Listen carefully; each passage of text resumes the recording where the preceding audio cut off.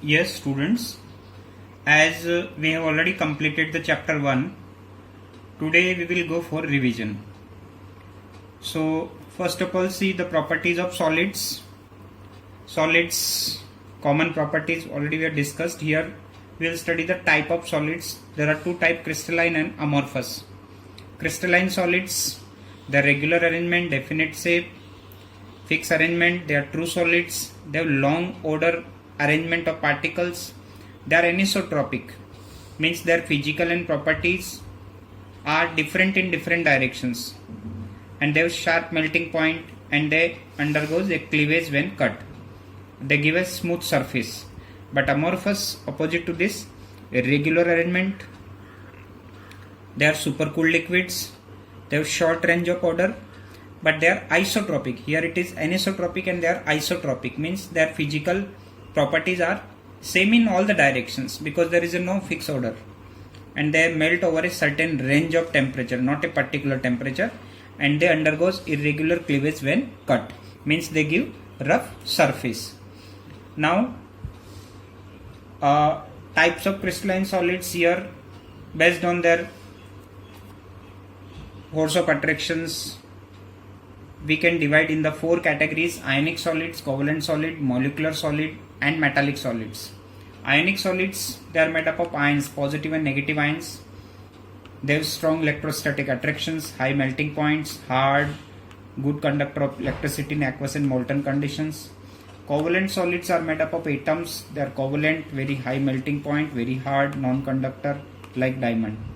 And molecular solids, they are made up of molecules. They have weak force of attractions, van der Waals, or if it is polar then dipole.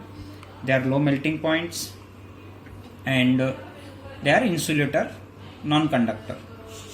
And metallic solids, they are made up of metallic ions, positive ions, and surrounded by free electrons, electrostatic attractions, and their melting point is moderate to high and hard, and some of the compound are soft and good conductor like all the metals. Metals are good conductor of electricity. Now next is, if we see the arrangement, unit cells, the smallest geometrical portion of crystalline lattice which can be used as a repetitive unit, that is a unit cell. We have divided the unit cell in the four categories: simple unit, face centered, body centered, and here end centered. So simple unit primitive means when the atoms are present only at the corners, right? Face centered means along with the corners, all the faces, the atoms are present in all the faces. And body center means along with the corners, the atoms are present in the corners also. And fourth is the end center. The atoms are along with the corners, the atoms are present any two opposite faces. So based on this, we can calculate the number of atoms in every unit cell. In simple cubic, we know that only atoms are present at corner, and the contribution of one atom at corner is 1/8. So 1/8 into 8, the one atom is there in simple cubic. Face centered, this is one atom, and 6 faces are there. 1/2 contribution is there at the face, so total 4 atom, 3 plus 1. Body centered, in this 1/8 plus at the center 1, no face, so total 2 atoms. And end center, 1 atom at corner, and opposite 2 faces, and at face contribution is 1/2 into 2, so total 1 plus 1, 2 atoms. That you must remember. Then we have 7 crystal system. We have studied the basic 7 crystal systems are cubic, tetragonal, rhombohedral, orthorhombic, monoclinic, triclinic, and hexagonal. In this also you need to study about their edge length, which are the same like in cubic, all the edges and all the angles are equal. Based on this, we have total 7 crystal system. Then come to the packing efficiency and packing fractions. Packing efficiency and packing fraction means what? It is the ratio of volume of unit cell that is occupied by the sphere to the volume of the unit cell. Means how much atoms are present, what is their volume, and how much is the total space. That ratio is called packing fraction or packing efficiency. In primitive unit cell, you know that atoms are touching each other, so A equals to A by 2. So here by calculation we know that it is coming 52.4%. That derivation we have done. In face centered it is 74%, and in body centered it is 68%. Then come to the coordination number. Coordination number means how many atoms are surrounded by other atom. That is called coordination number. Like in simple cubic, coordination number is how much? 8, right? So high pressure increases coordination number and high temperature decreases the coordination number, because in high pressure the atom come close to each other, and by increasing the temperature the particles go away from each other. Now see the close packing in crystals. First we will do in the 2 dimension and then 3 dimension. In 2 dimensions there are 2 possibilities: square close packing and hexagonal close packing. In square packing, atoms are touching. One atom is surrounded by 4 other atoms, so coordination number is 4. Here space occupied is 52.4%, and in hexagonal one atom is surrounded by 6 other atoms, and here efficiency is more than that, it's around 60%. Then come to the 3 dimensional. In 3D we can arrange the particles in the HCP way, hexagonal close packing, ABAB type, or ABC, first layer, second layer, third layer, right? This is CCP or FCC. In both these arrangement, the space occupies is much more than 2D, and here coordination number in HCP and CCP is 12, while in BCC it is 8 only. So close packing of atom in cubic structure, FCC, BCC and SC, simple cubic. All noble gases have CCP structure except helium. Then come to the unoccupied space is called voids. Empty spaces between the atom is called voids. There are 2 voids we have studied. One is tetrahedral void and other is octahedral void. Tetrahedral void means when suppose first, second and 3 atoms are arranged, and when we put the next layer, then the space between these is vacant, and that is called tetrahedral void, right? And in octahedral void what happens? It is made by 6 atoms like 1, 2, 3 and 4, 5, 6. Second layer, so space between these is called octahedral voids. Now we need to see about the density of unit cell. Density we can find by the following formula: D equals to Z into M upon A cube.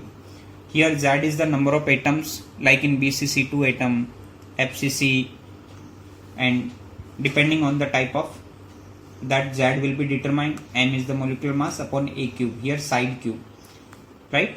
So this M we can find the given mass upon Avogadro number, so Zm upon A cube by Na, where capital M is the molecular mass, Z is the number of atom per unit cell, Avogadro number, and A is length. Then come to the structure of ionic crystals. Ionic crystals, the radius ratio of cation and anion play a very important role in giving a clue to the nature of the crystal structure of ionic substance. Like we have different radius ratio, so we can find out it, what type of crystal it is. Then come to the defects in solid, which we call imperfections in solids. Basically there are 2 type of defect: point defect and line defect. Line defect is not in syllabus. Point defect means when the defect arises at a particular point. Like point defects are irregularity or deviation from ideal arrangement around a point or a atom. So it can further divide in the 3 categories. One is stoichiometry, impurity, and non-stoichiometry. Stoichiometry defect means when the stoichiometry of the crystal is not affected. Cation and anions are in the same ratio. They are intrinsic type or thermodynamic defects.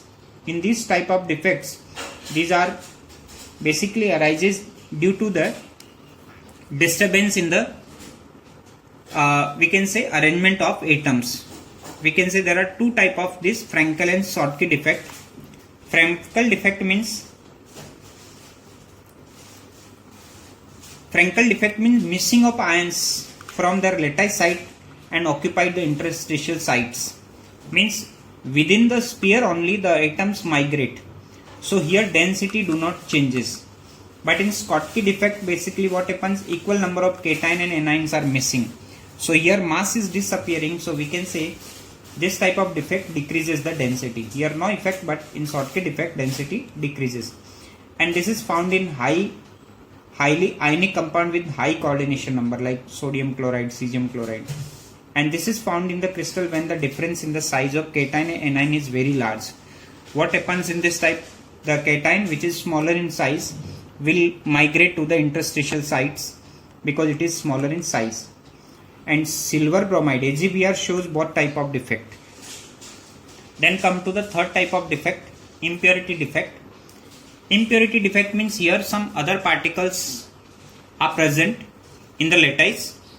In case of ionic compounds, the impurities is also ionic in nature. Like in sodium chloride, we add the strontium chloride. So strontium occupies some of the space of sodium ions, and this create the impurities. Then third category is the non-stoichiometric defect. In this type of defects, they do not obey the law of constant proportions. Here the ratio of cations to the anions is not equal, non-stoichiometric. Right? The crystals as a whole, it is neutral, but compounds in this negative and positive ions present in such compounds are different from those expected from their ideal chemical formula. So this further can be divided either metal excess defects or metal deficiency. Metal excess means when defect due to anionic vacancies are there. Anionic vacancies means where from anions migrate from the crystals and create a hole which we call F centers, Farbinger F centers. And if it is metal excess, then extra cations are present in the voids or interstitial sites, like in zinc oxide eating zinc ions, oxygen leaving the electrons. And metal deficiency, this is due to cationic vacancy. It is due to the absence of metal ions from the lattice site, and charge is balanced by ions having higher positive charge. So this we call, we can say, deficiency in solids. Then if we go through the electrical conductivity, we can divide the solids in three categories: conductor, non-conductor and insulators. Conductor means which have good conductivity, insulator do not conduct, and semiconductor the between moderate. At high temperature they can show good conductivity. And for this we need to study about the band theory. What is band theory? According to this, to conduct an electricity, the electrons are present in conduction band, but if they migrate to the electron are present in valence bond, but when they migrate to the conduction band, then they will conduct electricity. So this is conduction band and this is valence band. So here in case of conductor, they are overlapping each other. So by gaining small amount of energy, they can conduct electricity. In case of insulator, what happens? The conduction band and valence band have a large gap, forbidden zone. So electron cannot migrate to the conduction band and they cannot conduct electricity. But in semiconductor, the gap is less, small energy gap is there. So by gaining small amount of energy, they can transfer the electron to the conduction band and they become good conductor. So this is called, we can say, band theory. And semiconductor, the range is 10 raised to minus 10 raised to 7 to 10 raised to 4, and they are good conductors at high temperature. Like intrinsic semiconductor, if we study pure substance that are semiconductor like silicon, germanium, they have their inherent property to conduct electricity. But extrinsic means their conductivity is due to presence of impurities, like if we add some substance, and that process by adding we increase the conductivity, we call it doping. And doping can be of two types, N type and P type. N type means when silicon is doped with 15 group elements which have extra electrons, because in silicons and group 14 4 electrons are there, 1 electron will be extra, they are called negative. P type, we add the doping of group 12 or 13. So here one electron will be short, so they are called p type, positive type. So this you need to remember. And our last topic is magnetic properties.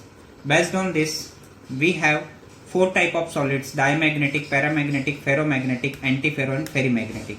Diamagnetic means they are weakly repelled, all the electrons are paired. Paramagnetic means they are attracted by the magnetic field and have unpaired electrons.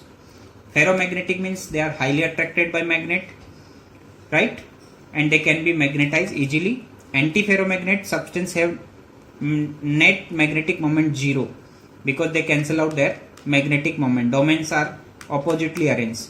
And last is the ferromagnetic substance. These substances have a net dipole moment due to unequal parallel and anti-parallel alignment of magnetic moments like Fe3O4, ferrites, etc. So you just study this all in a nutshell.